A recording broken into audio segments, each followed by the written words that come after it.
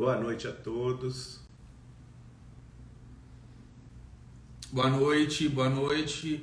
Tá ótimo, maravilha.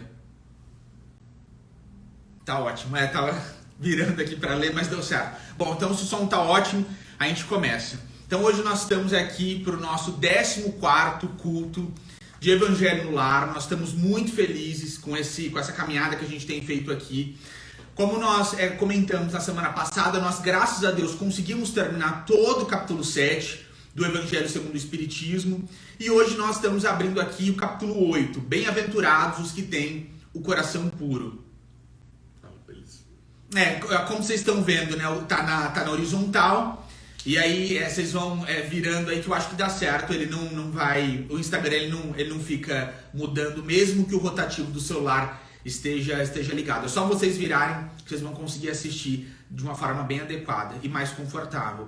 A gente sempre lembra que é a dinâmica do culto do Evangelho no Lar. Então, como a gente tem feito toda quinta às 8h30, hoje nós precisamos começar aí com 10 minutinhos de atraso para a gente fazer uma reconexão. A gente teve um problema com a internet, então a gente trocou aqui e a gente precisou desses 10 minutinhos. Mas como a gente tem feito toda quinta às 8h30, a gente crê de coração que os Espíritos, eles vêm em nosso favor, eles vêm participar conosco. E nesse sentido a gente sempre lembra os nossos irmãos e irmãs, especialmente aqueles que têm alguma demanda na saúde, para deixar aí separar um copo de água, orando com fé. A gente crê que sempre recebe aquilo de que os nossos Espíritos precisam. Para a gente começar e entrar propriamente no capítulo 8, o Geraldinho vai entrar conosco. Antes eu vou fazer uma oração breve para a gente se acalmar e todo mundo aí aumentando o foco e para todos nós podermos extrair o máximo possível desse capítulo 8, que é maravilhoso. Então vamos lá, pessoal. Nosso Deus, nosso Pai, de infinitos amor, misericórdia e justiça. Inteligência suprema, causa primária de todas as coisas. Jesus, nosso divino amigo, nosso mestre, salvador e redentor, Cordeiro Santo, Cordeiro de Deus, o amor das nossas almas. Maria, nossa Mãe Santíssima, em cujos braços nós temos encontrado afeto, carinho, compaixão, para seguir em frente nos dias difíceis. E toda a espiritualidade amiga, que nesta ocasião nós cumprimentamos no nome do nosso amado e saudoso codificador, Allan Kardec. Em nome de Jesus, nós nos reunimos aqui nesta noite, lembrando a imagem excelsa do Mestre, e num esforço para que nós sejamos capazes de aproximar o nosso coração de Jesus, sabendo que amar é servir por todos os exemplos luminosos que o Senhor nos deixou, Mestre, nós nos dirigimos ao teu santo, amoroso coração nesses termos. Senhor, fazei de todos nós que estamos aqui presentes instrumentos de vossa paz. Onde houver ódio, que nós levemos o amor. Onde houver ofensa, que nós levemos o perdão. Onde houver discórdia, que nós levemos a união. Onde houver dúvida, que nós levemos a fé. Onde houver erro, que nós levemos a verdade. Onde houver desespero, que nós levemos a esperança. Onde houver tristeza, que nós levemos a alegria. Onde houver trevas, que nós levemos a luz.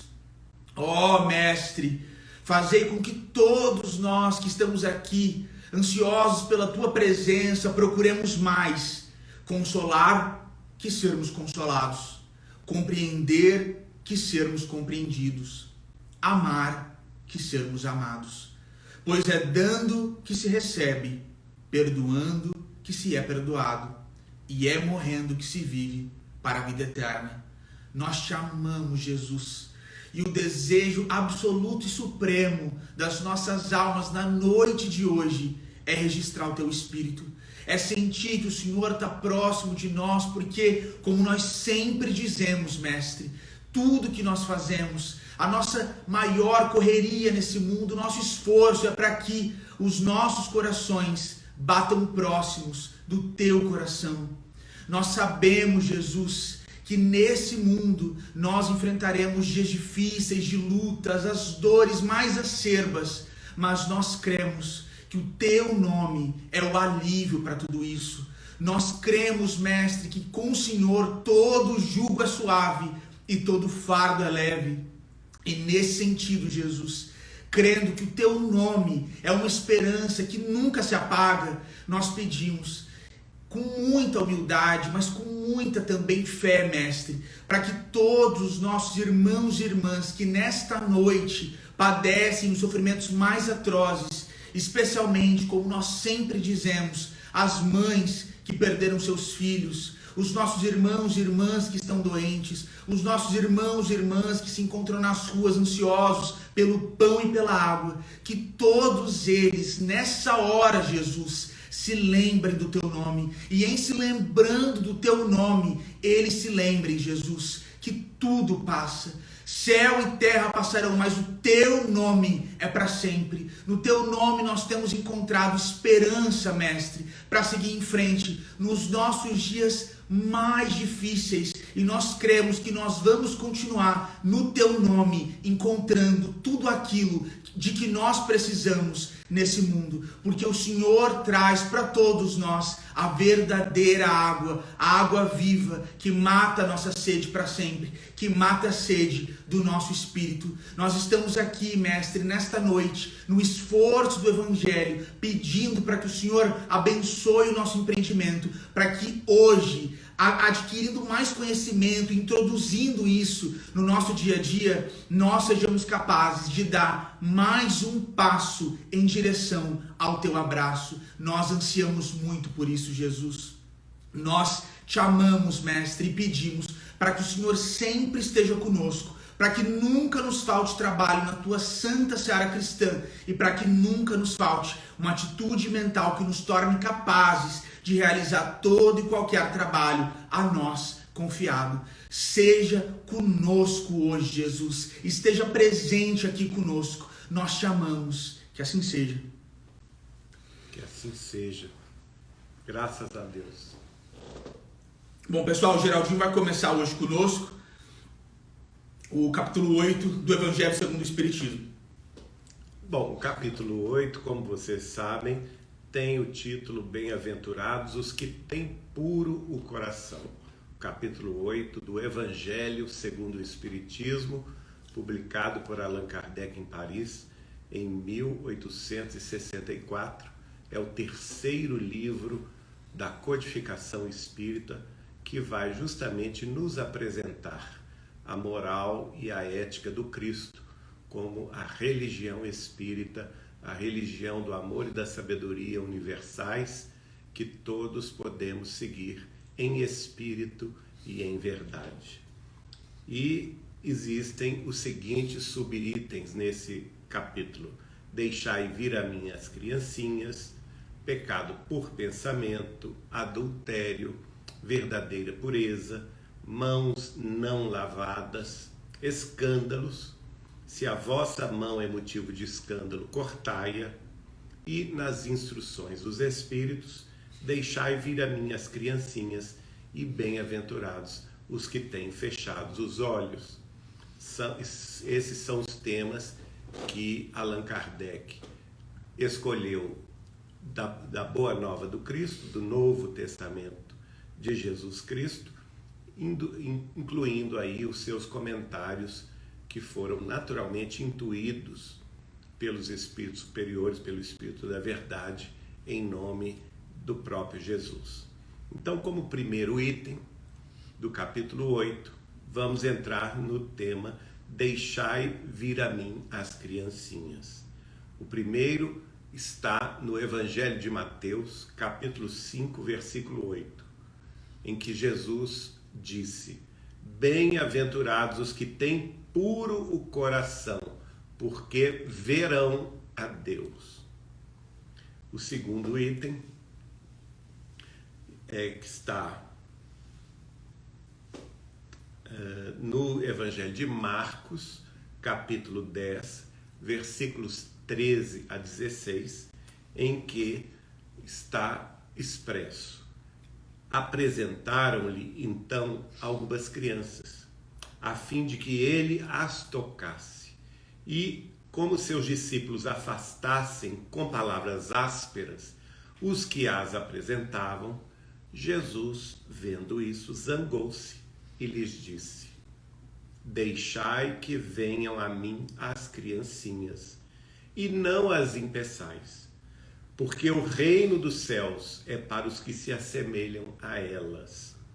Digo-vos em verdade que aquele que não receber o reino de Deus como uma criança, nele não entrará. E depois de as abraçar, abençoou-as, impondo-lhes as mãos. Então aí vamos ter duas passagens gloriosas de Jesus. A primeira delas, o sermão das bem-aventuranças, em que Jesus vai às margens lá do lago de Genezaré, vai citar as diversas bem-aventuranças. Dentre elas, esta que é a razão deste capítulo: bem-aventurados os que têm puro o coração, porque verão a Deus. É muito interessante essa passagem, porque ter puro o coração está mostrado aqui como uma condição sine qua non, através da qual nós teremos capacidade de ver a Deus. Agora, como que seria isso? A gente ver a Deus? Claro, gente, que a gente tem que entender, com a doutrina dos Espíritos, que Deus é a inteligência suprema, causa primária de todas as coisas. Então, ele não é uma entidade que nós vamos ver fisicamente, no sentido, ele não é, porque nós seres humanos temos o malveso de humanizar as coisas espirituais, de humanizar Deus e fazer Deus a nossa imagem e semelhança, quando é justamente o contrário, né? Deus nos fez a sua imagem e semelhança, e a imagem quer dizer o pensamento e a semelhança quer dizer o sentimento. Então nós temos na nossa condição evolutiva a semente divina em nós, através da inteligência. Ele é a inteligência suprema, causa primeira, causa primária de todas as coisas. E nós, os seres inteligentes da criação, que estamos a um longo processo evolutivo, desde o átomo até o arcanjo, como diz o Livro dos Espíritos, ampliando a nossa capacidade mental, a nossa capacidade cultural, intelectiva, a nossa inteligência, o nosso livre-arbítrio e as nossas conquistas de sabedoria. E por outro lado, nós temos a semelhança de Deus, a capacidade de amar.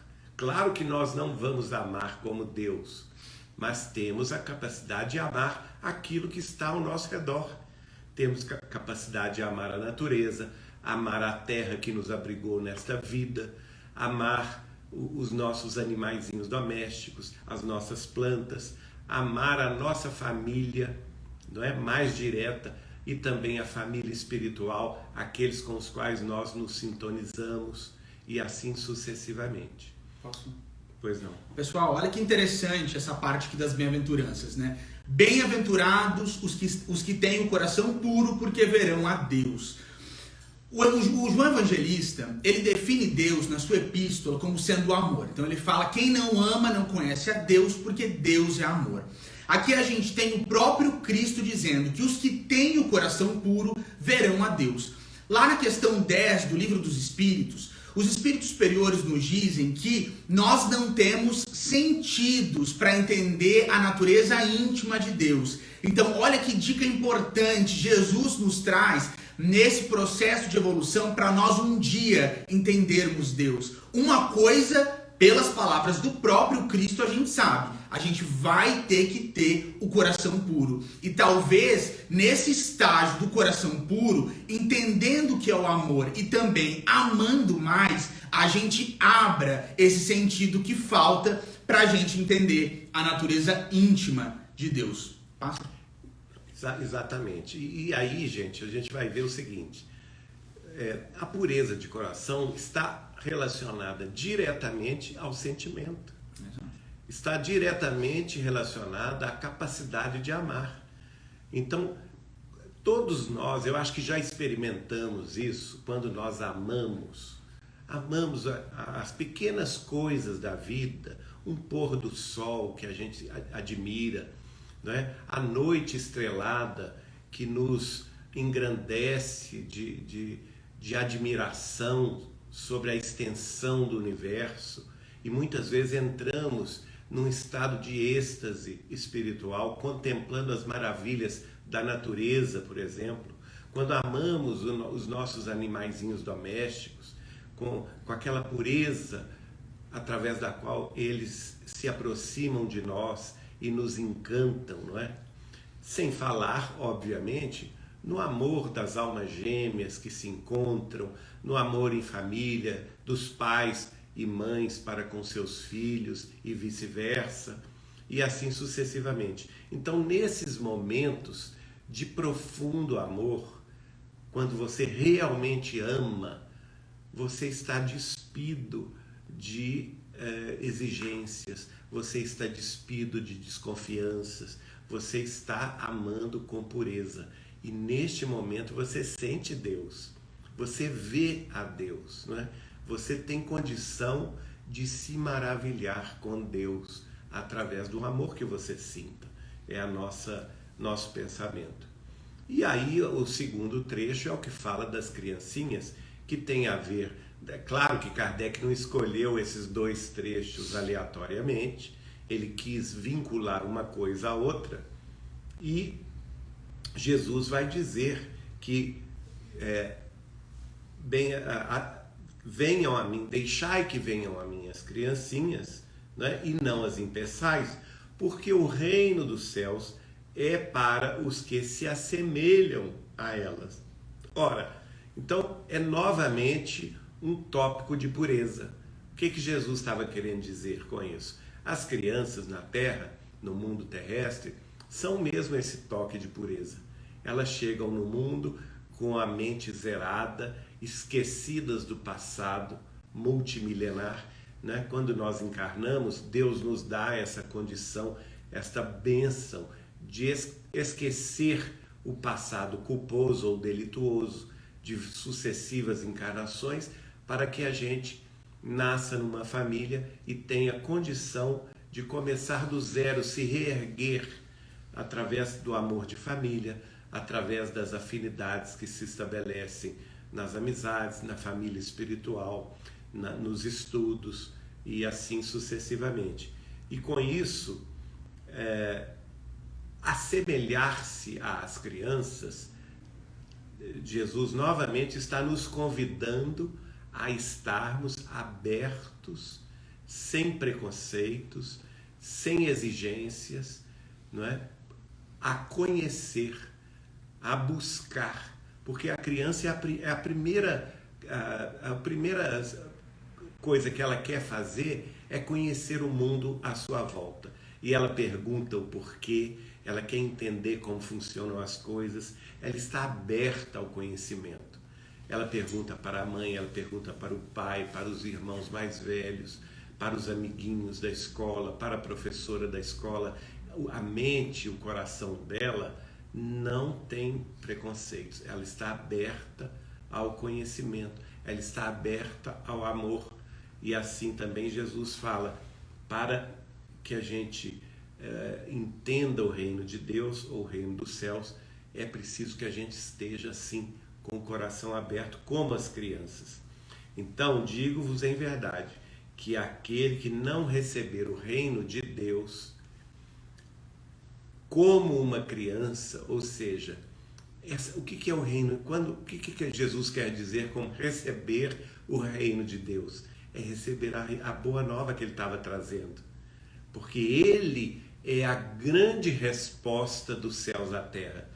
Enquanto toda a angústia do povo hebreu, toda a angústia também dos degredados de Capela, dos degredados de Aldebarã, aqueles todos que vieram para a terra expiar as suas faltas de outros planetas, de outros sistemas estelares, todos foram acolhidos por Jesus, recebidos por Jesus da terra e começaram a reencarnar e criaram aqui civilizações que chegaram ao seu ápice com conquistas notáveis, conquistas maravilhosas, mas todos foram convidados inicialmente a buscar o reino de Deus. Então, todos sofreram, fizeram um caminho de angústia, de questionamentos, de ansiedades, não é? O próprio Velho Testamento, que vai desde Moisés até João Batista,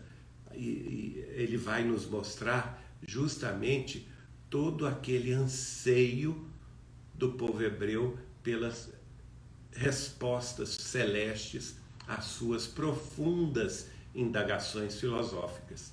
E Jesus, com a sua boa nova, é a resposta dos céus à terra. Isso foi dito por Chico Xavier no programa Pinga Fogo, de 1971.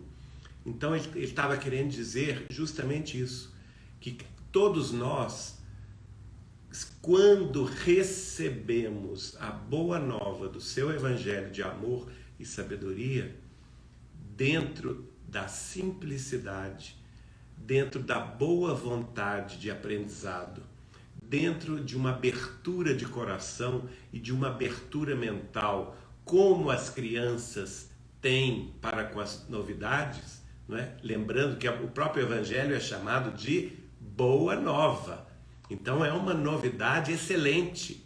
Eu me lembro até um fato curioso, que um repórter chegou para o Chico Xavier, certa ocasião, e perguntou a ele: o seu Chico Xavier, eu gostaria de saber, o senhor diz, e os seus seguidores dizem que o Espiritismo é o segmento do cristianismo, que a doutrina espírita é uma doutrina cristã. De modo que eu gostaria de perguntar ao senhor qual que é a novidade que o Espiritismo traz. E ele falou: a novidade é sempre a mesma, é a boa notícia de Jesus, é a boa nova do Evangelho de Jesus, que para nós ainda continua sendo, e ainda por muitos séculos será, a novidade celeste. Então, para recebermos de boa mente e de bom coração esta boa nova, nós temos sim que nos assemelhar a essas crianças. E por isso Jesus as abençoou. Aí vem o comentário de Allan Kardec, o nosso querido codificador. A pureza que está inserida no item 3. A pureza de coração é inseparável da simplicidade e da humildade. Exclui toda ideia de egoísmo e de orgulho. É por isso que Jesus toma a infância como emblema dessa pureza, do mesmo modo que a tomou como da humildade. Essa comparação poderia parecer injusta, considerando-se que o espírito da criança pode ser muito antigo e traz, ao renascer para a vida corpórea, as imperfeições de que não se tenha despojado em suas precedentes existências. Claro, né, gente, que nesse sentido, se a gente pegar ao pé da letra, seria realmente, de acordo com os conhecimentos espíritas, uma impropriedade. Mas é claro que Jesus não estava se referindo aí às crianças como espíritos milenares. Ele estava focando nesta casa terrestre, nesta última encarnação. E nesse estágio evolutivo, que é justamente o advento do Cristo na Terra 2000 anos atrás. Que a partir daquele momento, todos nós poderíamos, como espíritos imortais que já erramos muito, assemelhar-nos às crianças, ou seja, abandonar todos os preconceitos, todos os desvios, todos os crimes pregressos e fazer-nos crianças espirituais no sentido de começar do zero, no sentido de aprender tudo de novo, de ter boa mente e bom coração para recebermos a boa nova sem qualquer consideração de exigência ou que seja sem qualquer dificuldade, seja ela sistemática, seja ela filosófica, seja ela religiosa. Apenas receber a palavra do Cristo como um ensinamento celeste que haverá de nos libertar de nós mesmos. Então, em assim pensando, não é? É perfeitamente cabível a interpretação que Jesus toma a criança como exemplo de pureza de coração, que é inseparável da simplicidade e da humildade. Então, a pureza de coração, Jesus vincula, segundo Allan Kardec, à humildade e à simplicidade. E realmente, se nós formos considerar as crianças que nós conhecemos em nossas famílias, são todas elas muito simples, não é? As suas questões, a gente se ri até das falas delas, porque elas, na sua simplicidade, na sua humildade, elas querem saber, elas perguntam, elas querem conhecer. Bom, e aí vamos prosseguir então com as anotações do Sr. Allan Kardec. Só um espírito chegado à perfeição nos poderia oferecer o tipo da verdadeira pureza. Claro, como o próprio Jesus, não é?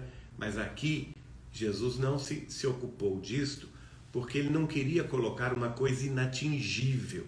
Porque vamos dizer que ele mostrasse à humanidade um exemplo de pureza gloriosa.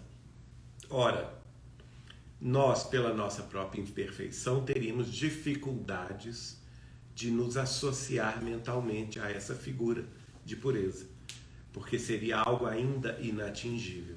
Por isso ele fala tão claramente a nós quando ele nos remete à infância terrestre. Mas, prossegue Kardec, a comparação é exata do ponto de vista da vida presente, como eu disse, não é? Porque a criancinha, não havendo ainda podido manifestar nenhuma tendência perversa, nos apresenta a imagem da inocência e da candura. E de fato, pelos estudos espirituais que vieram pelas mãos de Chico Xavier, especialmente através da obra de André Luiz, nós vamos reconhecer que a reencarnação de uma nova vida, de um espírito numa nova vida terrestre, não se completa com o nascimento. Ela ainda precisa de 7 anos até que a própria criança assuma as funções do próprio baço e comece a fabricar o próprio sangue. Então, isso está lá no livro, se não me engano, Nos Domínios da Mediunidade, ou Missionários da Luz, um dos dois. E isso nos mostra que existe um tempo aqui terrestre em que a criancinha ainda não manifesta as tendências anteriores perversas. E nós sabemos muito bem quando isso começa a se manifestar, especialmente depois da adolescência, né?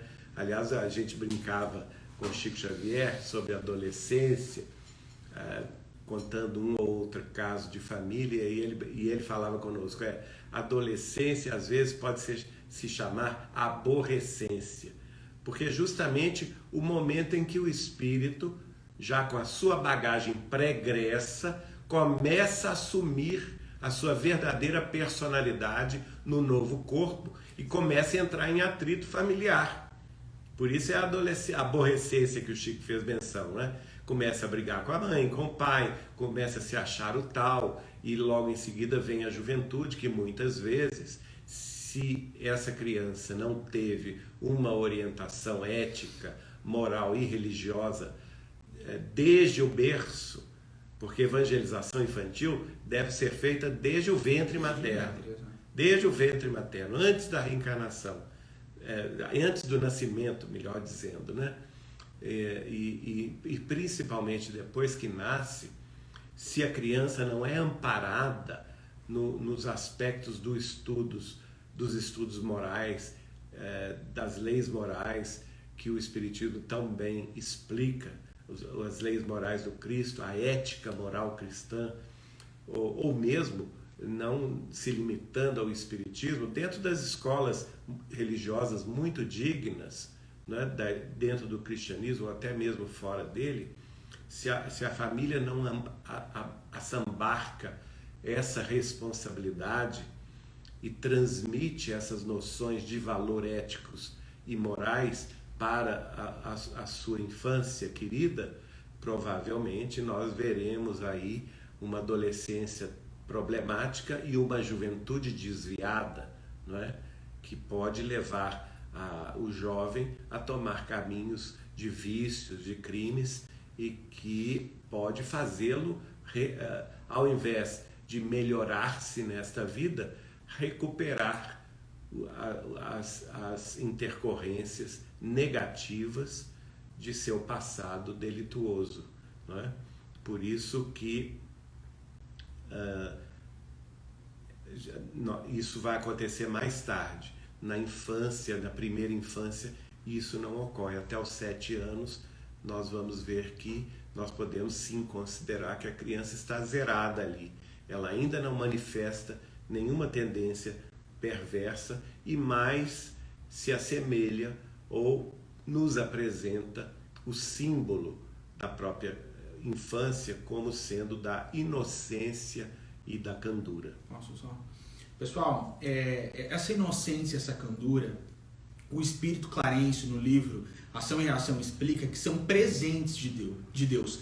Essa moldura da infância dentro, né, como o início do processo de uma nova encarnação, é um presente de Deus. Porque Clarencio diz que a maioria das vezes as mães recebem espíritos com os quais elas precisam buscar algum resgate, com os quais elas precisam reequilibrar aí depois de muitas encarnações. E ele fala que essa inocência e essa candura ajudam as mães a não verem ali os seus algozes do passado, essas pessoas com as quais elas tiveram tantos problemas. Então esse estágio da infância, que é um estágio difícil, e quando o espírito tá para encarnar, ele reclama um pouco de ter que passar pela infância, e o Clarencio relata sobre isso. Ele fala que na verdade é um presente, e aí, como o Geraldinho estava falando, quando o espírito começa a recobrar na adolescência as suas outras encarnações e começa a assumir a personalidade de espírito, quando o processo encarnatório ele vai terminando, ele volta a ter aquelas reminiscências do passado. E é por isso que, se ele foi inimigo da mãe ou do pai, na adolescência, essa criança que era tão doce, tão cândida, ela volta a ter problemas, ficar irritada e até, em muitos casos, ir, né, contra o pai e a mãe com agressões físicas e verbais. Exato. E por isso, João Pedro, a gente tem que reforçar aqui a necessidade de pais vigilantes desde o berço, porque eles podem, eu me lembro muito bem da minha tia-avó Nair Machado Pascoal, quem me apresentou ao Chico Xavier em 1981, e ela falava, ela era uma mãe muito presente em casa, né? Ela teve 6 filhos, e ela falava que conversava muito com Chico Xavier sobre essa questão de educação, e ele apoiava a rigidez. Ela era uma mãe muito rígida, porque justamente com pais vigilantes, eles vão perceber as tendências inferiores do filho desde muito cedo e podem, lá no nascedouro, corrigi-las. Agora, se eles largam para lá, ou largam a educação do filho, negligenciando-a, ou seja, para educadores ou para funcionários e tudo, quando vão acordar mais à frente, pode ser tarde demais. Eu vejo, eu recebo muita gente falando assim, lá nas atividades presenciais aqui em Belo Horizonte, lá em Pedro Leopoldo, as mães e os pais às vezes falando assim, mas eu não faço o culto do Evangelho no lar, nem levo meu filho ou minha filha na evangelização infantil, porque eu considero que o melhor para ele ou para ela é, quando fizer 18 anos, decidir ele próprio ou ela própria o caminho a seguir. E eu costumo dizer, olha, pode ser tarde demais, porque a obrigação dos pais, principalmente pais espíritas cristãos, ou pais cristãos de qualquer outra escola religiosa, é de municiar os filhos de conhecimento sobre a boa nova de Jesus desde o berço, para que isso funcione como uma sementeira. Pode ser até que o menino ou a menina não aceite ou não compreenda a princípio, mas essa semente já estará depositada na terra fértil de seu coração e lá na frente, quando ele precisar, ela vai desabrochar. E se o pai acredita que aquele é o melhor caminho para ele, por que não vai ser o melhor caminho para os filhos? Exatamente. Imagina. Seria um contrassenso, isso, né, João Pedro? Então, pais e mães espíritas, avós e avós espíritas, abram os olhos, né? Que às vezes o avô, a avó também influencia muito, né? Abram os olhos, porque a hora de semear o evangelho é desde a primeira hora. Não pode esperar a adolescência ou a juventude, ou esperar que os filhos ou netos atinjam os 18 anos e a sua maioridade. Bom, voltando aqui aos comentários de Kardec, ele vai dizer, além disso, Jesus não disse de modo absoluto que o reino dos céus é para as crianças, mas para os que se assemelhem a elas, né? Já explicado aqui o que essa semelhança quer dizer. No item 4, Kardec prossegue considerando que o espírito da criança já viveu, por que não se mostra desde o nascimento tal qual é? Tudo é sábio nas obras de Deus. A criança necessita de cuidados dedicados, delicados, que somente a ternura materna lhe pode dispensar. Ternura que se acresce da fraqueza e da ingenuidade da criança. Então nós acabamos de comentar. Esse mecanismo de Deus. Esse mecanismo de Deus, a família é uma célula divina, é um mecanismo que Deus sabiamente programou, e por isso nós temos, gente, que defender sim os valores da família, porque afinal nenhum de nós teria encarnado se não fosse os nossos pais, né? O nosso pai e a nossa mãe. Nós somente estamos aqui na Terra graças à nossa família. Então vamos reverenciar, honrar pai e mãe, nossas famílias, os valores familiares, principalmente os valores cristãos dentro da família, porque essa célula é uma célula divina. A pessoa que vence a etapa familiar, vence essa prova familiar ou essa convivência familiar, ela está habilitada depois a vencer o mundo. É verdade. Não é? Ela está habilitada a progredir lá fora, longe dos laços familiares. Então vamos lá. Para uma mãe, seu filho é sempre um anjo, e assim deveria ser, para cativar a sua solicitude. É quase que uma doce. Eu me lembro muito bem que Emmanuel, no Vida e Sexo, ele fala, tem uma expressão curiosa, que é um doce magnetismo, né? Uma doce fascinação, porque realmente nasce aquele serzinho indefeso, que não pode andar sozinho, que não pode se alimentar sozinho. Tudo isso já é um projeto divino para que a mãe e o pai se toquem no coração, né? E se desdobrem para acolher e, vamos dizer assim, proteger aquele serzinho desde o início. E ele diz, ela não poderia dispensar-lhe o mesmo devotamento se em vez da graça ingênua deparasse nele, sob traços infantis, um caráter viril e as ideias de um adulto, e ainda menos se viesse a conhecer o seu passado. Claro, né, gente? Então tudo na natureza, tudo em Deus é sábio e justo. No seu infinito, tudo é sabedoria e justiça infinitas. Então, nesse momento familiar de consternação, de amor, de carinho, não é? Em que pais e mães são tocados, avós e avós são tocadas, a criança é bem recebida no lar. Claro, nós estamos aqui sempre falando de famílias que estão estruturadas. Nós temos que nos lembrar que há espíritos que não têm ou não tiveram na encarnação essa benesse, que é sim uma bênção. A família estruturada é uma bênção.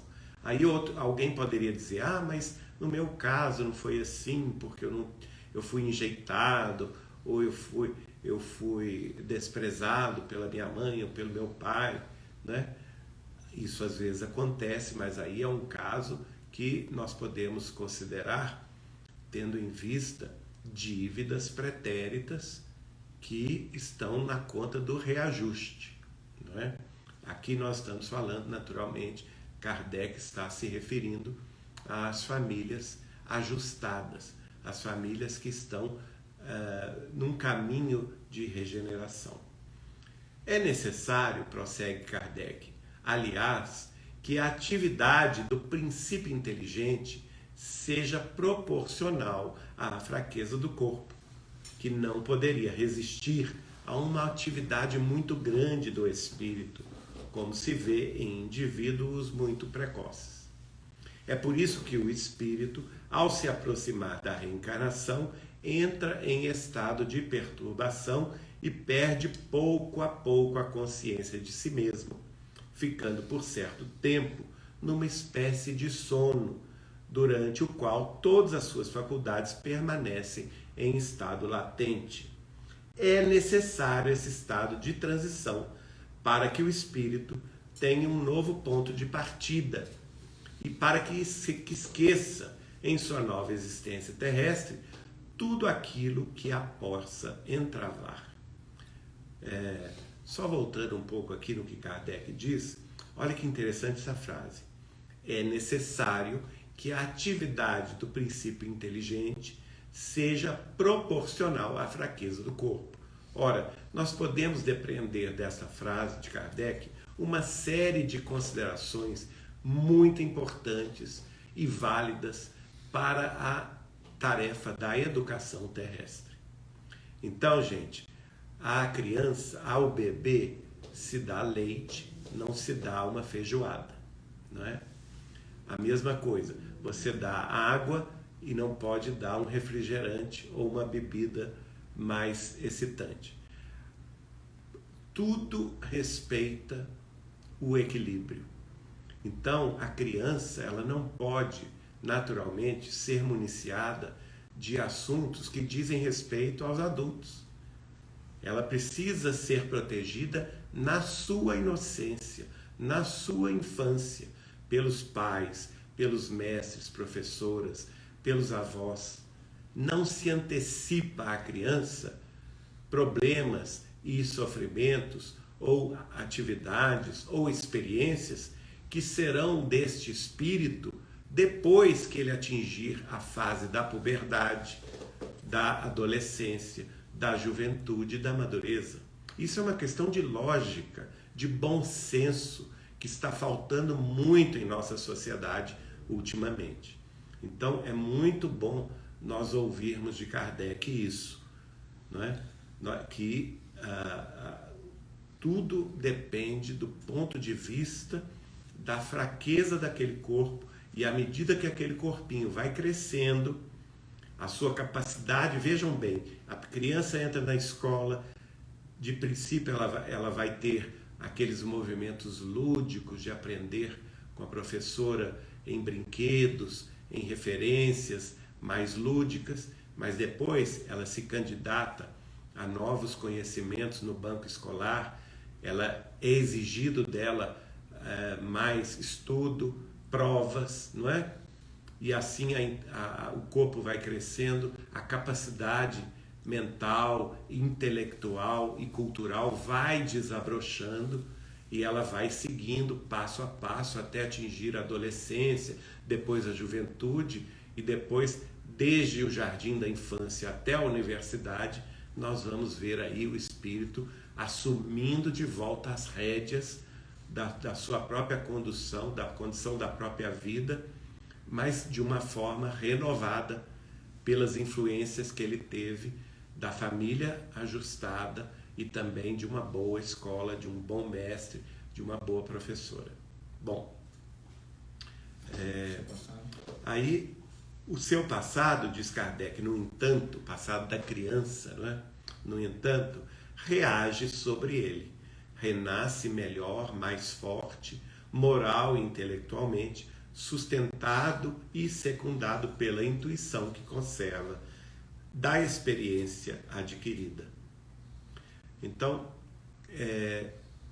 nós vamos ver, por exemplo, que as tendências emotivas, as tendências também de aptidões profissionais vão surgir a partir aí da adolescência e vão se materializar com mais vigor na juventude.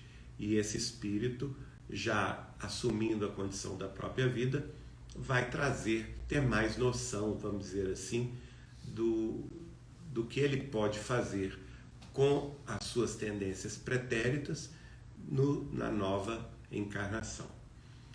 Kardec ainda diz o seguinte: a partir do nascimento, suas ideias retomam gradualmente seu impulso, à medida que os órgãos se desenvolvem, podendo-se dizer que, no curso dos primeiros anos, o espírito é verdadeiramente criança, porque as ideias que formam o fundo de seu caráter ainda estão adormecidas. É o que nós dissemos, eu e João Pedro, agora há pouco, né? Nessa primeira infância, é a fase principal que pais e mães, que avós e avós, tios e tias podem aproveitar para trazer à criança os ensinamentos da ética e da moral cristãs, que serão para ela baliza para o seu futuro, o caminho, a verdade e a vida, através do qual ela poderá ter uma vida honesta, digna, para se superar, para progredir espiritualmente e ser uma pessoa útil na sociedade, colaborando com o progresso de todos. Durante o tempo em que seus instintos se conservam sonolentos, ele é mais flexível e, por isso mesmo, mais acessível às impressões que podem modificar a sua natureza e fazê-lo progredir, o que torna mais fácil a tarefa imposta aos pais. Tá aí. Gente, Kardec mais claro impossível, não é? Então tem muita gente aí que precisa voltar, mesmo aqueles doutores em pedagogia. Só que Kardec é Pestalozzi. Exatamente. O João Pedro está lembrando uma coisa importante aqui. Kardec foi aluno de um dos maiores educadores da história, que reformou a educação europeia no século XIX, que foi Pestalozzi, lá na cidade de Verdun, na Suíça, não é? E como tal, ele tinha perfeita noção do que ele estava falando. Ele não estava falando aqui como um leigo, ele estava falando, inclusive, como pedagogo que era, professor que era, não é? Então, e conhecedor das questões humanas, não é? Inclusive, na biografia dele, há uma coisa curiosa, porque lá em Verdun, na escola do Instituto de Pestalozzi, e Pestalozzi na Suíça, ele abrigava todas as correntes religiosas da época, lembrando que a Suíça, no passado, tinha abrigado os calvinistas, reformados. Então havia uma grande parte da sociedade suíça que já seguia os ensinamentos do protestantismo. Estava muito próxima também do que depois seria a Alemanha, né? Muito próxima da Bavária, que seguia também as mesmas inclinações, assim como a Áustria e a Hungria. E do outro lado estava próxima também da França, mais católica, da Itália, mais católica, não é? E Pestalozzi tinha que abrigar a todos com muito respeito e fazer com que os alunos não se repelissem por questões de crença. E Kardec, isso está na biografia de Kardec, como aluno dele ainda, foi uma das suas principais preocupações, né? Encontrar uma maneira de unir todas as crenças sem que elas se digladiassem entre si. Ele já tinha, mesmo antes de codificar a doutrina espírita, ele já tinha esse senso moral aguçado, né, que o fez trabalhar como educador que ele foi, sempre com sentido de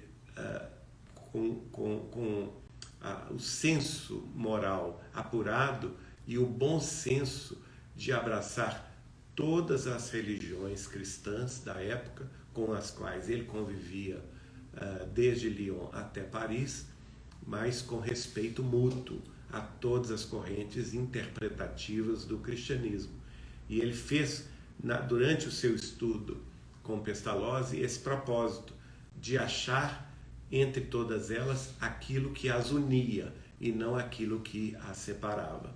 Portanto, ele tinha muita noção noção e experiência do que ele estava escrevendo aqui.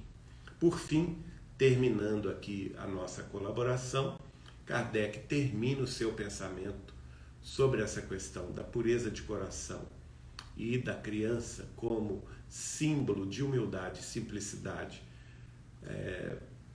parâmetro para todos nós que queremos seguir o cristianismo espírita. Ele vai terminar dizendo: o espírito, pois, enverga temporariamente a túnica da inocência, e assim Jesus está com a verdade, quando, a despeito da anterioridade da alma, toma a criança por símbolo da pureza e da simplicidade. Muito lindo isso, né, gente? Agora é com João Pedro que ele vai entrar no tema pecado por pensamento, adultério. Bom, pessoal, então se Kardec estava comentando, né, com o exemplo das crianças, esse coração puro, esse pensamento limpo, agora neste outro momento ele começa a falar do pecado por pensamento e ele traz a figura do adultério. É muito interessante porque ele também começa esse item com um trecho do Evangelho. Então lá em Mateus, no capítulo 5, nos versículos 27 e 28, Jesus diz assim: vocês ouviram o que foi dito, não adulterarás, mas eu lhes digo, qualquer um que olhar para uma mulher para desejá-la, já cometeu adultério com ela no seu coração. Então Kardec começa explicando para a gente essa passagem que é muito emblemática, né? Jesus falando da força do pensamento. E se nós estávamos pensando nesse pensamento puro, agora a gente está pensando num pensamento que cobiça a mulher do outro, que tem aí essa sensualidade tão, né, enroscada e tão orgânica, esse pensamento que de alguma forma é sujo. E aí qual o efeito desse pensamento em termos práticos? O Kardec começa explicando que nós devemos tomar a palavra adultério de uma forma mais ampla e de um sentido mais genérico. Porque ele relembra aqui no texto do Evangelho segundo o Espiritismo que Jesus, em várias passagens, nos relatos evangélicos, ele usa a palavra adultério, como naquele momento que ele diz, raça adúltera, raça de víboras.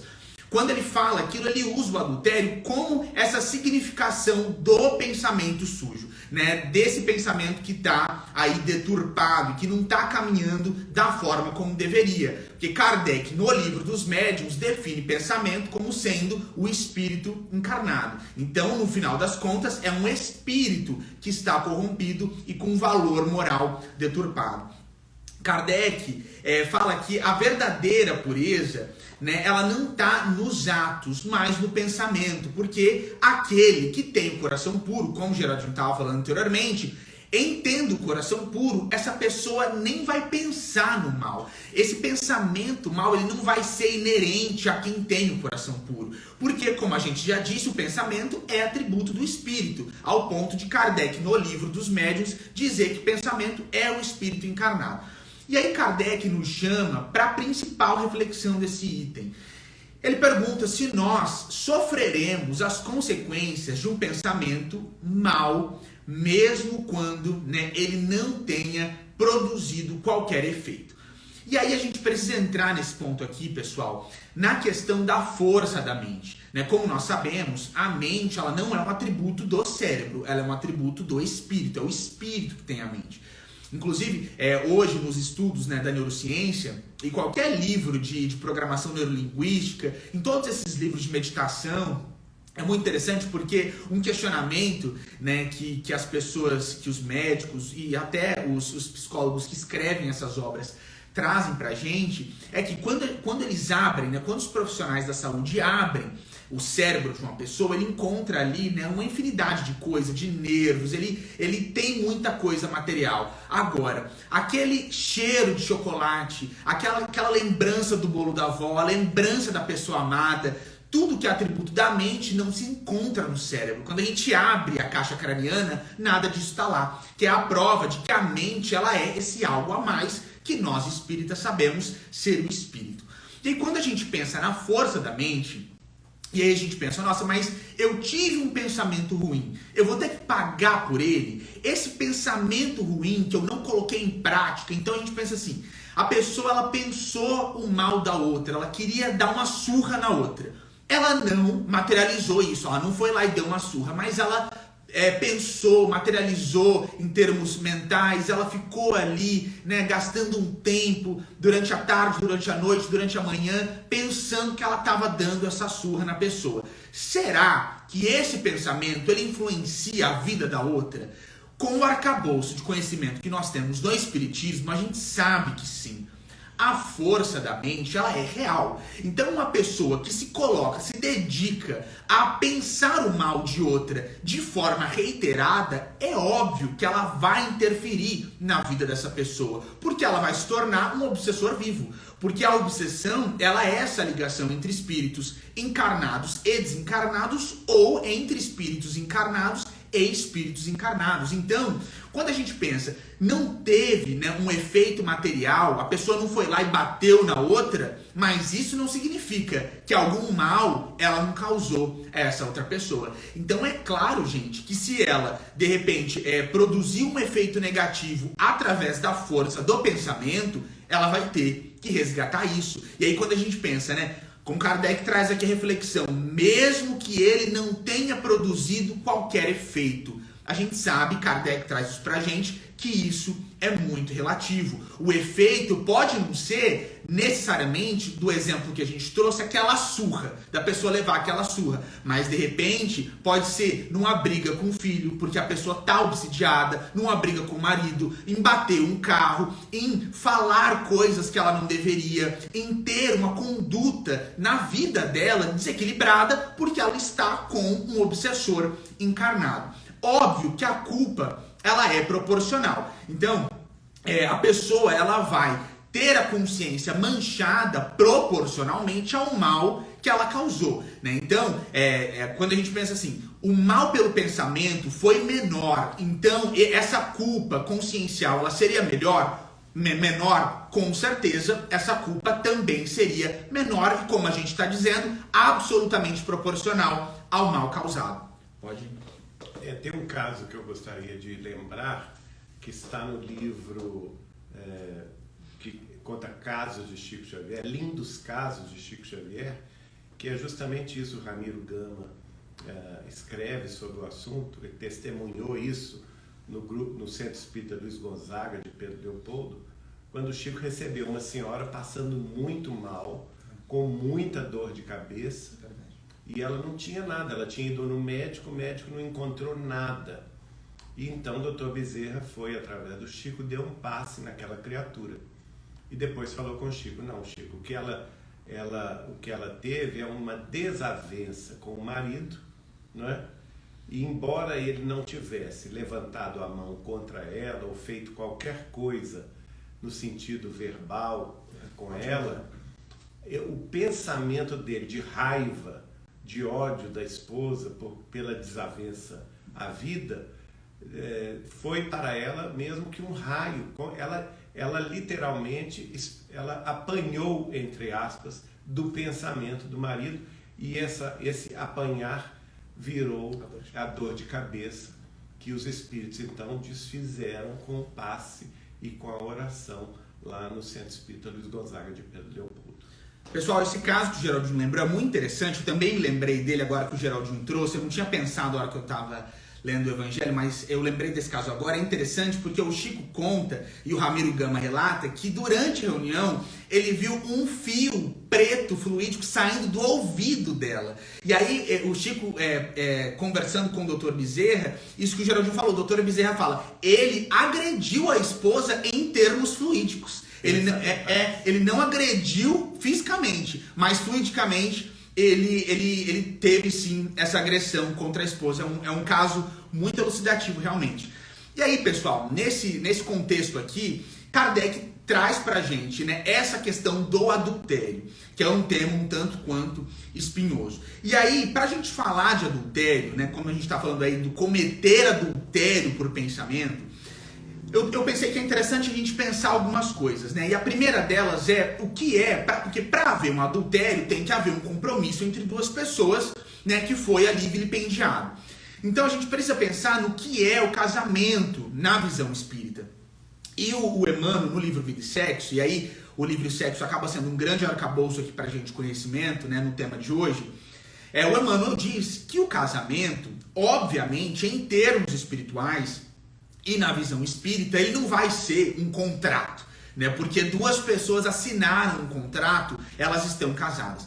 O casamento espírita, na visão espírita, ele é esse compromisso espiritual que duas pessoas assumem.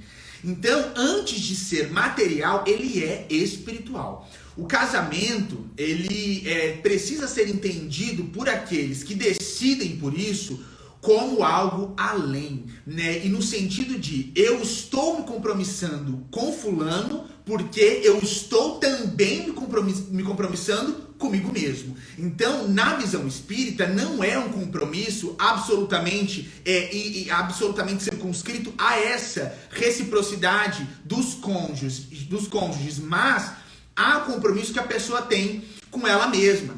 E aí quando a gente pensa, né, e o Emmanuel ele traz muito isso pra gente no Vida e Sexo, da traição aí na visão espírita, e o Emmanuel explora pra gente, ele fala que a pessoa que foi traída, a situação dela espiritualmente pode ficar muito complicada. Porque a dor dessa pessoa pode ser tamanha que Emmanuel diz que ela pode ter o perispírito marcado. A pessoa que sai traída, e aí num casamento, né, que tem aí a traição do cônjuge, ela é espiritualmente vilipendiada, ela é espiritualmente agredida, a ponto do perispírito ficar marcado. E o Emmanuel diz que a pessoa que trai, ela entra numa situação muito difícil porque ela abre a consciência dela para a culpa, né, desse ato falho que ela cometeu com o outro. E o Emmanuel diz que em abrindo a consciência para a culpa, ele abre o pensamento para a obsessão. E o Emmanuel diz pra gente que quando a pessoa trai, ela vai se ligar a espíritos desequilibrados sexualmente. Então ela trai a outra, ela fere o perispírito da outra, ela fere o próprio perispírito e ela entra num emaranhado obsessivo muito difícil. E aí Emmanuel traz pra gente, e essa é uma frase muito bonita, que ninguém fere o altar sagrado de outra pessoa, que é o coração, sem sair também muito machucado. Então essa questão do casamento na visão espírita, de um compromisso entre duas pessoas, é muito mais sério do que a gente imagina. E aí o Emmanuel explica que no futuro o adultério ele vai ser classificado como aí no rol das patologias das doenças da alma. No futuro nós entenderemos que essa é uma coisa tão séria que é uma patologia. E aí, gente, a gente precisa, nesse contexto aí que a gente está falando do adultério e da traição, lembrar que na questão 701 do Livro dos Espíritos, os espíritos superiores, eles esclarecem que a abolição da poligamia, ela marca um progresso social. Então, a poligamia, a pessoa que está se dedicando ali à promiscuidade, ela está retroagindo em termos materiais na própria existência. Porque a poligamia, ela é o passado. O futuro espiritual não tem nada a ver com promiscuidade. E isso está na questão 701 do Livro dos Espíritos. Os Espíritos explicando muito bem com Kardec. E aí, quando a gente fala de adultério, a gente não poderia se esquecer da figura emblemática, né, nos evangelhos da mulher adúltera.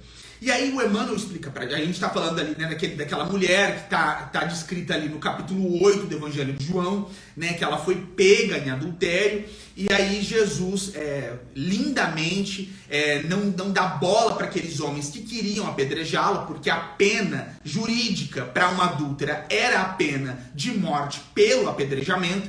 Então Jesus para na frente de todas aquelas pessoas, né, e fala aquela lição que está para sempre marcada na nossa consciência. Se alguém estiver sem pecado, que seja o primeiro a atirar uma pedra nessa mulher. E aí o Emmanuel, no Vida e Sexo, fala para gente que Jesus deu essa lição no contexto do adultério, no contexto de uma mulher adúltera, porque a humanidade já errou muito nas encarnações passadas no âmbito do sexo, no âmbito desse amor conjugal. Emmanuel fala que Jesus falou isso porque quase ninguém, né, e aí a gente tem que sempre fazer a exceção dos espíritos missionários puros que descem, né, como foi o caso do próprio Cristo, um grande missionário que desceu em nosso favor, mas a grande regra é que todo mundo, nas encarnações passadas, errou muito em matéria de desequilíbrio sexual. Então Emmanuel fala pra gente, quando Jesus fala,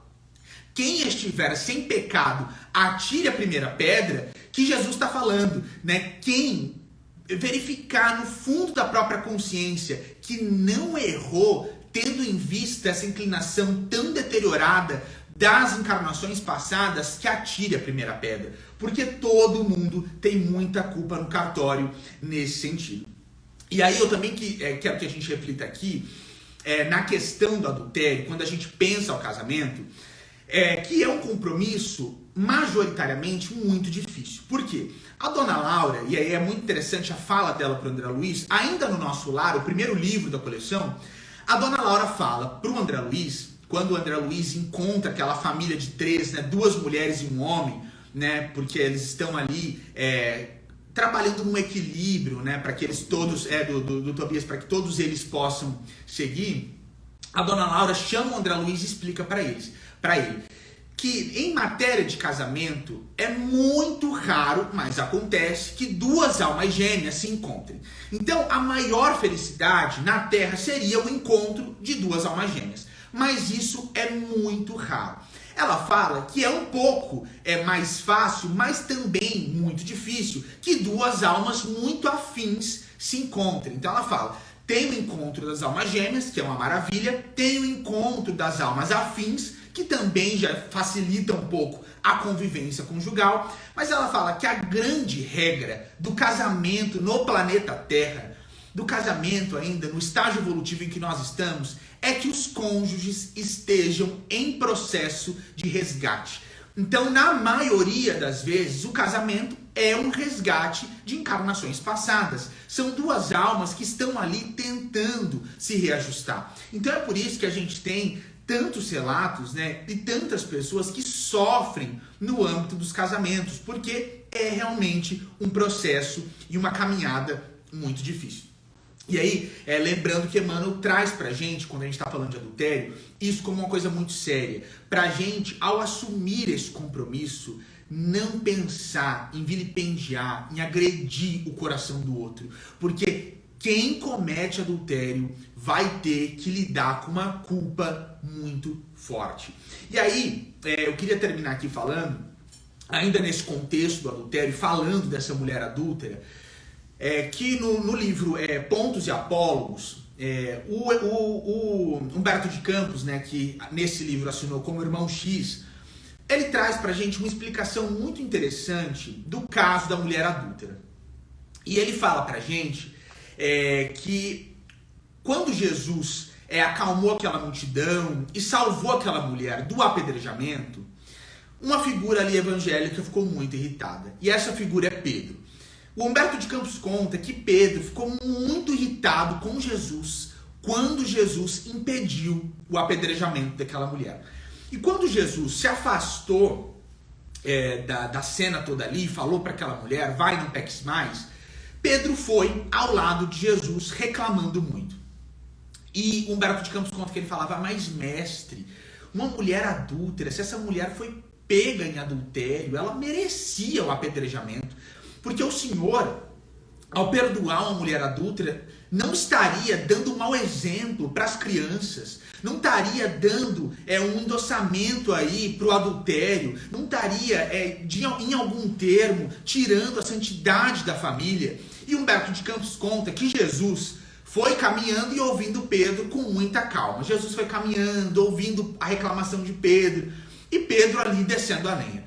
Essa mulher, uma adúltera, eu acho que tudo que aconteceu foi muito errado. E aí Jesus traz a primeira indagação para Pedro. Mas será que o contexto todo que a gente entendeu ali do que estava acontecendo é o verdadeiro contexto? Será que essa mulher não foi levada a estar nessa situação? Será que a situação não é muito mais complicada do que parece aos nossos olhos? E aí Pedro fala, mas se tiver um algoz, eu não sei quem é o culpado, mas alguém tinha que pagar por isso. Se o adultério aconteceu, alguém tinha que ser apedrejado, alguém tinha que pagar. E Jesus continuou ouvindo com muita calma a reclamação de Pedro. Quando Pedro estava ali reclamando, uma mulher muito pobre, uma mulher muito humilde, que estava na rua, ouve a reclamação de Pedro e se aproxima deles. E fala assim, nossa, Galileu, você é um homem justo. Porque a mulher ouve justamente o momento que Pedro fala, se tem um culpado, a gente tem que ir atrás dele, a gente tem que ir atrás desse homem e fazê-lo pagar. E a mulher ouve exatamente nesse momento e chama ali para Jesus. E Pedro chama os dois e fala, nossa, eu ouvi você falando, se referindo a Pedro, e você está certíssimo, porque a situação não foi assim. E aí a mulher fala assim, essa mulher adúltera, que foi pega ali por aqueles homens que queriam apedrejá-la em praça pública, ela é filha da minha irmã, que é cega, doente e muda. Essa mulher é filha da minha irmã, ela é minha sobrinha. Nós duas vivemos de pedir esmolas, a gente vive pedindo esmola. E tudo que a gente tinha conseguido de esmola, um homem tentou furtar a gente, tentou assaltar a minha sobrinha para proteger o que a gente tinha conseguido. Entrou em luta corporal, corpo a corpo com aquele homem para proteger a nossa comida.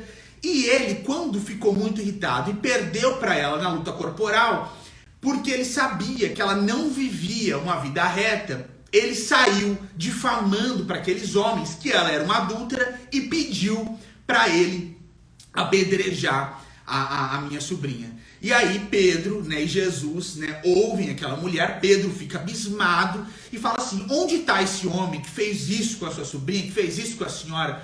Vamos atrás dele que eu mesmo vou dar uma surra nele. E aí o Humberto de Campos conta que Pedro foi com os punhos cerrados até onde esse homem estava. E aí Jesus, muito sereno, foi caminhando ao lado de Pedro, porque Jesus já sabia a lição que ele ia dar para Pedro sobre julgamento. Então eles vão andando, eles chegam a uma casa e a mulher fala para Pedro, olha, é aquele homem ali que tentou furtar as nossas coisas e saiu batendo em mim, na minha sobrinha. E ela fala, veja, nós estamos tão maltratadas, ele bateu tanto em nós duas que eu nem sei se eu vou conseguir voltar para casa. E aí quando Pedro vê quem é o homem, ele leva um grande susto. Porque a gente tem no Evangelho notícias sobre a sogra de Pedro, que Jesus cura ela de uma febre, ela estava doente. E aí quando Pedro vê o homem de quem a mulher estava falando, ele vê que era o filho adotivo da sogra dele, irmão adotivo da esposa dele. E aí Pedro fica sem reação. Humberto de Campos fala pra gente que ele fica absolutamente chocado com aquela cena, porque ele foi pronto para dar uma surra no homem. Mas quando ele vê que é o irmão adotivo da esposa dele, aí tudo muda. E ele fica ali sem reação, sem saber como prosseguir. E aí Jesus traz para Pedro a grande lição, né, para nós nunca julgarmos, porque nós, se julgarmos, seremos julgados da mesma medida, mas para nós aprendermos a discernir.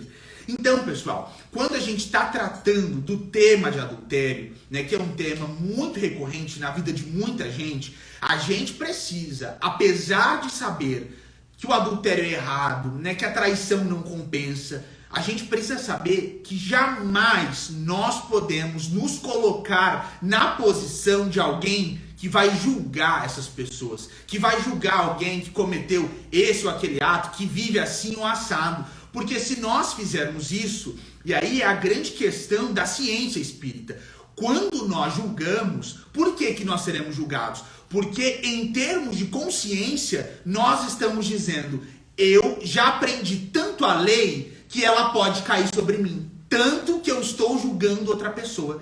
Então, o primeiro a passar pela espada da lei, quando a gente julga, somos nós mesmos. E o que acontece quando nós abrimos a nossa consciência nesse sentido de eu sigo a lei e fulano também deveria seguir? A nossa consciência vai ser julgada pela lei. E aí a nossa culpa, ela aumenta. E a gente sabe, a gente sempre comenta isso aqui, Deus, em sendo amor, ele não quer punir ninguém. A nossa consciência que clama por equilíbrio. E é a nossa consciência clamando por equilíbrio que sabe e escolhe expiação por expiação. Então, o que a gente está querendo trazer? Quando você julga, você está dizendo, eu estou pronto para passar por uma dor para equilibrar minha consciência. Porque eu já entendo a lei a tal ponto que eu aplico ela na vida de outras pessoas. Então, o adultério, ele é um problema muito sério, né? A gente sabe que a gente deve se afastar de tudo isso. A poligamia, e a gente sabe que tem muitas escolas filosóficas hoje, em 2023, que apoiam a poligamia, que apoiam, né, o livre amor. E a gente não está aqui querendo desrespeitar ninguém e nem desrespeitar a família de ninguém. Mas, no exercício do nosso direito de liberdade religiosa, crendo no espiritismo, nós sabemos que a poligamia é o passado e o futuro é um afastamento total de toda e qualquer relação promíscua, dessa promiscuidade deliberada em busca daquilo que é puramente material. Mas, apesar de sabermos de tudo isso, a gente nunca deve julgar ninguém. Quer falar alguma coisa? Lembrando aí que o próprio Livro dos Espíritos mostra-nos que a monogamia é o futuro da humanidade, não é? Com responsabilidade. Eu me lembro também de uma outra entrevista de Chico Xavier, quando ele foi perguntado a respeito, nessa época era a década de 60, e tinha toda essa questão dos hippies e também do que eles propagavam na época como amor livre, não é? Então o repórter perguntou ao Chico Xavier, o que o senhor acha do amor livre? E o Chico respondeu, se é livre não é amor, porque o amor verdadeiro é um amor compromissado de um para com o outro, né? Então é muito interessante essa resposta do Chico, que ilustra bem esta fala aí do João Pedro no final. Bom, pessoal, então a gente vai parar por aqui, a gente já está com 1h30 de evangelho. A gente foi até o item, né, verdadeira pureza, mãos lavadas. Então na semana que vem a gente continua no capítulo 8. E agora, antes de nós fecharmos a live, né, fazendo aí como sempre o compromisso de que nós estaremos aqui na quinta-feira que vem às 8h30 da noite, mas antes de nós fecharmos, o Geraldinho vai trazer uma prece pra gente, para todo mundo se acalmar e pra gente fechar a noite em tom de agradecimento a Jesus. Lembrando também da água fluida, né? E lembrando aí, né, da água fluidificada, que agora é a hora que a gente vai bebê-la. Todos nós podemos colocar aí à nossa disposição um copo de água pura para cada um dos que participam do nosso culto do Evangelho. Então vamos agradecer a Deus neste momento.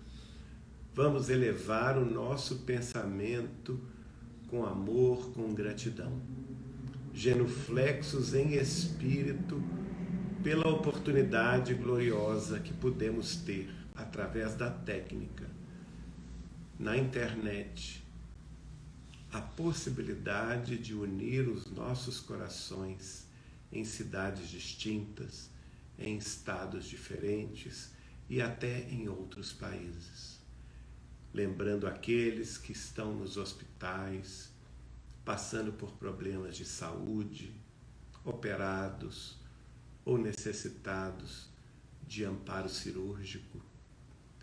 Lembrando-nos daqueles que estão privados de sua liberdade nas penitenciárias ou casas de recuperação.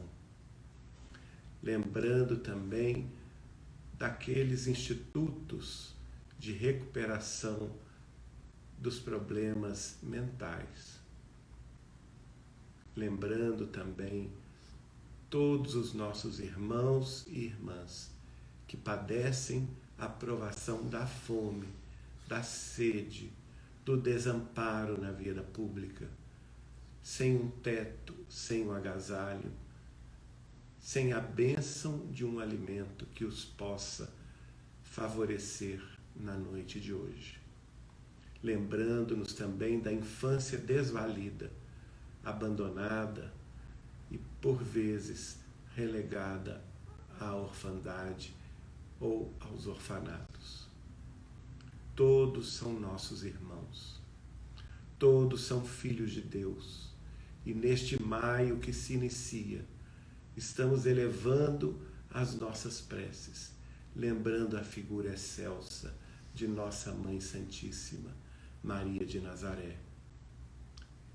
Ela que recebeu no próprio ventre o Cristo de Deus, o Salvador e o Messias tão esperado, que trouxe-nos a boa nova da esperança e da alegria no seu Evangelho de amor e sabedoria.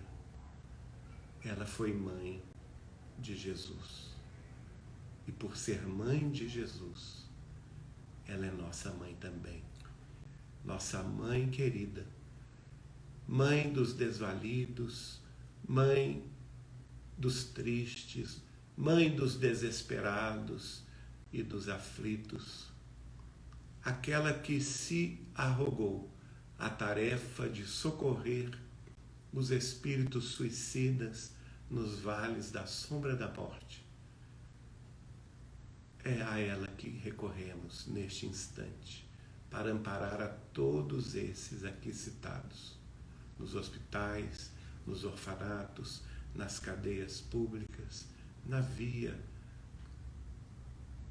em que estão os desabrigados e os abandonados de toda sorte. Lembrando-nos também dos asilos e casas de socorro aos irmãos em avançada idade ou em demência.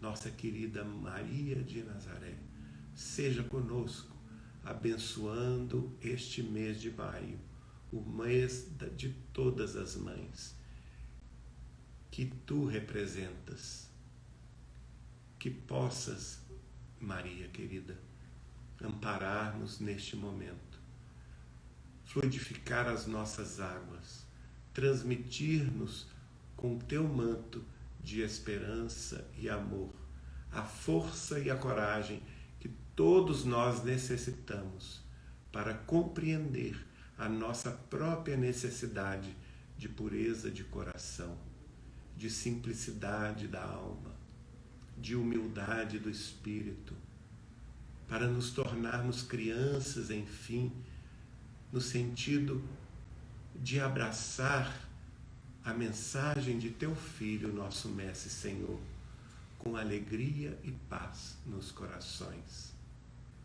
a fim de que todos os nossos adultérios todos os nossos desvios do passado remoto ou mais próximo possam ser superados pela lei de amor e caridade, pela oportunidade do serviço cristão que o teu Filho amado, em teu nome e em nome de Deus, nos proporciona.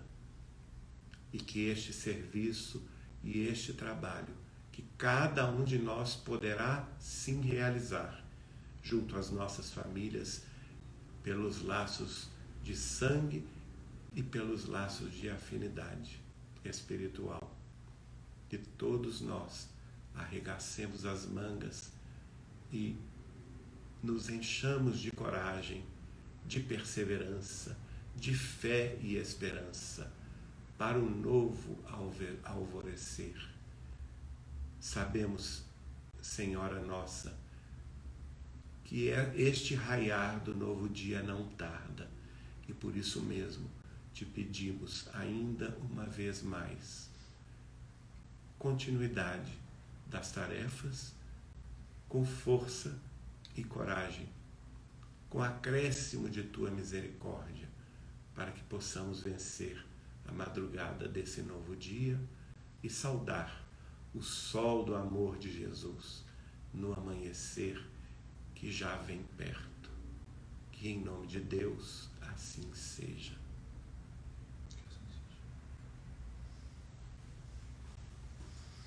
Bom, pessoal, então a gente vai encerrar por aqui hoje. Na semana que vem a gente continua no capítulo 8 e segue a partir do item A Verdadeira Pureza, Mãos Não Lavadas. Até semana que vem, gente. Abração. Tchau, pessoal.